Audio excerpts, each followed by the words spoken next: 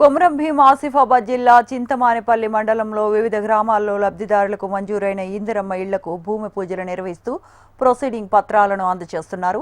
ఈ క్రమంలో స్థానిక అధికారులు మాత్రం ఆయా గ్రామాల ప్రజలకు ప్రతిపక్ష పార్టీ నేతలకు ఎలాంటి సమాచారం ఇవ్వకుండా స్థానిక ఎంపీడీఓ ఏకపక్షంగా కాంగ్రెస్ నాయకులను పిలుచుకొని ఇష్టానుసారంగా వ్యవహరిస్తున్నారని స్థానికులు ఆరోపిస్తున్నారు.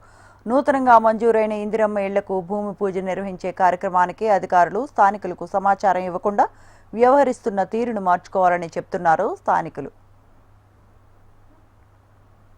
మాలపల్లి మండలంలో నిన్నటి నుంచి ఇందిరమ్మ ఇండ్ల కోసము భూమి పూజలు కానీ ముగ్గు పోయడం కానీ ఏదైతే అధికార ప్రోగ్రాంలు ఉన్నాయో అవన్నీ కూడా ఎంపీడీఓ సుధాకర్ రెడ్డి గారి ఆధ్వర్యంలో జరుగుతున్నాయి.